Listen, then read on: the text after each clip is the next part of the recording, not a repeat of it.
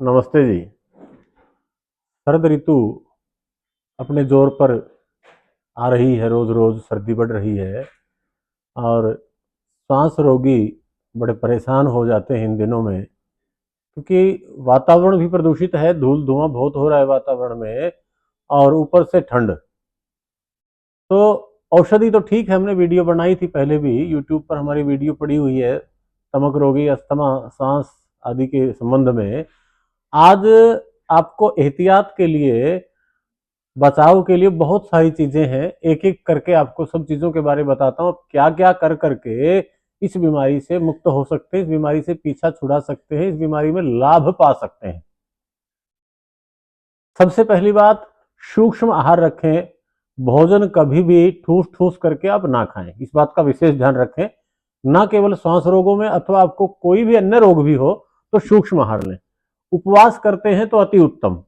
उपवास के दौरान जब आप उपवास करते हैं तो इसमें द्राक्षा का प्रयोग आप कर सकते हैं, मुनक्का का प्रयोग कर सकते हैं, कच्ची खा, उसको यूं का यूं भी खा सकते हैं, पानी में उबाल करके खा सकते हैं, भिगो करके खा सकते हैं, जैसा आपको अच्छा लगे। अथवा द्राक्षासव ले सकते हैं, कुछ आप थोड़ा बहुत फलाहार किया उसके बाद द्राक्षासव, ये बहुत अच्छा टॉनिक है फेफड़ों के लिए, लीवर के लिए, हार्ट के लिए, ब्रेन के लिए। इसको कोई भी व्यक्ति बड़ी सरलता से ले सकता है। ये पाचन को दीप्त करता है, मस्तिष्क को अच्छा बनाता है, दिल और दिमाग को बहुत बेहतर बनाने वाली चीज है, फेफड़ों को ताकत देने वाली चीज है, पाचन को अच्छा करता है। 4 ढक्कन से लेकर के 6 ढक्कन आप इसके, और गुनगुना पानी मिला करके भोजन के उपरांत आप दिन में 2 बार आप इसका प्रयोग कर ले। जबरदस्त टॉनिक है, कोई भी ले ले, बालक से लेकर के वृद्ध व्यक्ति तक। शरद ऋतु में वरदान है, फेफड़ों के लिए वरदान है, पाचन के लिए बहुत अच्छी चीज है। इसका हम प्रयोग कर सकते हैं रेगुलर, कोई नुकसान नहीं है। और पूज्य स्वामी जी महाराज तो यहां तक कहते हैं, जिनको शराब की लत है और छोड़ना चाहते हैं तो इसको आप आधा कप ये ले लें, आधा कप पानी मिला करके आप पीजिए, आपको शराब की तलब भी नहीं उठेगी। तो ये बहुत बेहतरीन आइटम है। इसी प्रकार से एक एक चीजों के बारे में आपको बताऊंगा। इसके बाद ऐसी ही एक हमारे पास वस्तु है, च्यवनप्राश। आप सत्तू की रोटी बनाइए, बिना दवा के आप ठीक हो जाएंगे इस रोग में, आप करके देखिए इन चीजों को। सत्तू से आप रोटी बनाएं और उस रोटी पर च्यवनप्राश चुपड़ दें, अच्छे से गाढ़ा गाढ़ा च्यवनप्राश लगा दें। आप सिंपल च्यवनप्राश भी ले सकते हैं, स्पेशल च्यवनप्राश है, सिंपल भी ले सकते हैं, गुड़ वाला भी ले सकते हैं। और जिनको डायबिटीज हो, मधुमेह हो, तो च्यवन प्रभा के नाम से आता है शुगर फ्री च्यवनप्राश, आप उसका भी प्रयोग कर सकते हैं। छोटे बालकों को दिक्कत हो तो बाल प्राश ले लीजिए, उनके लिए रोटी पर गाढ़ा गाढ़ा लगा करके, जैसे पुराने समय में हम चटनी चुपड़ करके रोटी खा लिया करते थे, गोल करके रोल बना करके रोटी का, उसी प्रकार इसको रोटी पर लेप करके आप खाइए। आपके श्वास संबंधी रोगों में बड़ा बड़ा बेहतरीन लाभ होगा। इसके अलावा दिन में आप कुछ मत खाइए। तो ये भी एक अपने आप में संपूर्ण उपचार है अस्थमा संबंधी रोगों के लिए। इसके बाद तीसरा एक और उपचार आपको बताता हूं, ये पतंजलि का आता है दिव्य पेय। चाय का एक स्वस्थ विकल्प है ये। जिनको चाय की लत है, चाय की आदत है, आप दिव्य पेय का प्रयोग करें। दूध ना डालें, केवल पानी में लें। और दूसरी आपको बताऊं, जिन्हें बहुत ज्यादा नजला रहता हो, बहुत ज्यादा श्वास संबंधी दिक्कत हो, आप इसमें से ये 100 ग्राम का पैकेट होता है, 20 ग्राम या 40 ग्राम को उबाल करके 2 लीटर पानी में आधा रहने पर उसको आप रख लीजिए किसी थर्मस में डाल करके। और दिन भर थोड़ा थोड़ा, जब भी आप पानी पीते हैं गुनगुना पानी करें और उसमें थोड़ा थोड़ा वो मिला करके दिन भर में उसको पूरे को आप पी लीजिए। तो केवल मात्र इस दिव्य पेय के लेने से भी श्वास संबंधी रोगों में बहुत अच्छा लाभ होता है। आप इसका भी प्रयोग कर सकते हैं। दूध ना लें, बस इस बात का ध्यान रखें।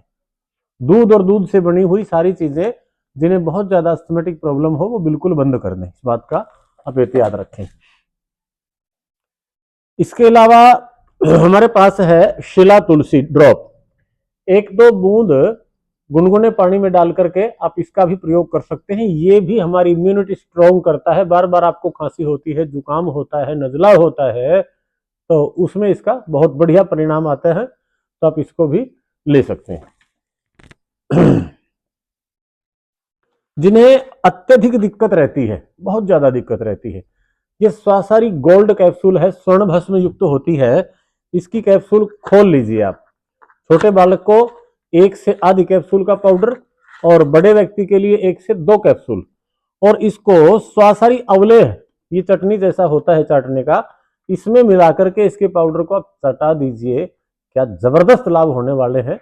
आप जरूर इसका प्रयोग करें। जिन्हें बहुत ज्यादा सांस संबंधी दिक्कत हो, आप इसका प्रयोग भी कर सकते हैं सुबह शाम खाली पेट।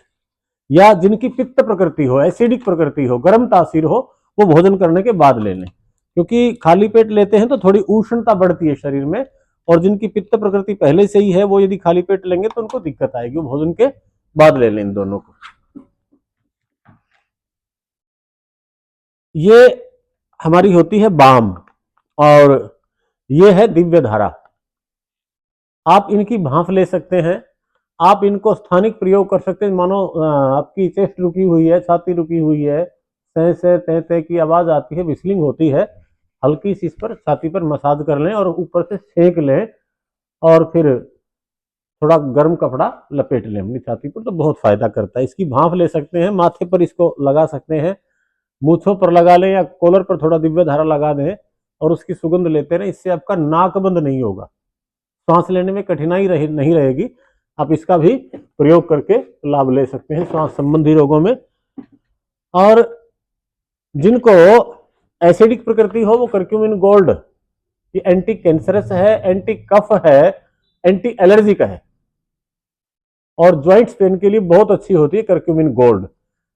जिनकी पित्त प्रकृति हो, वो भोजन के बाद लें अथवा खाली पेट इसका प्रयोग कर सकते हैं, 1 गोली अथवा 2 गोली, आपकी क्षमता के अनुसार, आपके शरीर की तासीर के अनुसार। ये कंठामृत वटी है। जिन्हें गले में घरघराहट हो, गले में रुकावट हो, गले में खराश है, गले में जलन होती है, कांटे से चुभने लगते हैं कई बार, तो कंठामृत की 2-2 गोलियां दिन में 3, 4, 5 बार भी आप चूस सकते हैं। इसका बहुत अच्छा परिणाम रहता है गले संबंधी विकारों के अंदर। इसका भी आप प्रयोग कर सकते हैं।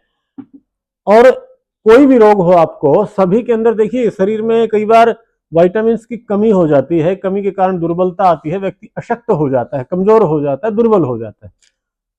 तो आप डेली एक्टिव, ये मल्टीविटामिन है, इसका प्रयोग कर लें। सुबह नाश्ते के बाद 1 कैप्सूल रोजाना आप लेते रहें, चाहे आपको कोई रोग हो या न हो, तो ये शरीर की हर प्रकार की दुर्बलता को दूर करके आपको एनर्जेटिक बनाए रखेगा। तो आप ये भी साथ साथ अवश्य ले सकते हैं।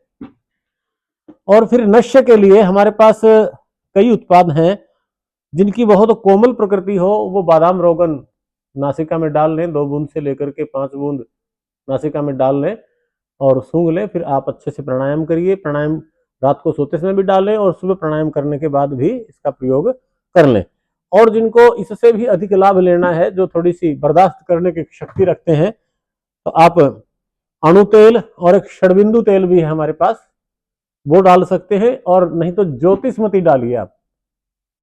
जैसा नाम वैसा गुण, जो सारी ज्योतियां प्रज्वलित करा देगा आपकी, इतना अद्भुत होता है। थोड़ी जलन तो होगी नाक में डालने पे, आपको दिन में तारे से दिख जाते। कई को जिनकी कोमल प्रकृति होती है ना, उनको तो बर्दाश्त नहीं हो पाता। आप इसको डालिए, अंदर का जमा हुआ कफ सारा उखड़ जाएगा और आपको बड़ा अच्छा महसूस होगा। लेकिन घंटा घंटा आपकी रेल बना देगा। ये जलन करता है, उत्तेजित करेगा शरीर को और जमा हुआ कफ सारा निष्कासित कर देगा। आपकी हृदय की गांठें भी खुलती हैं और आपकी मस्तिष्क के आवरण भी हट जाएंगे इससे। तो ये सारी चीजें प्रयोग करके आप श्वास संबंधी रोगों में अपने आप को स्वस्थ रख सकते हैं। अब आप देखिए आपको कौन सी वस्तु की आवश्यकता है, आप किसका सहयोग लेकर के अपने आप को फिट रखें, सर्दी से बचे रहें। इन्हीं शुभकामनाओं के साथ आपका अपना Randhir Yogarthi, Patanjali mega store, Charkhi gate, Charkhi Dadri, Haryana. Phone number note करिए। आपको कोई परामर्श करना हो तो इस व्हाट्सएप पर आप मैसेज डालिए। वैसे आप फोन बेशक ना मिलाएं। 8950096227। प्रणाम।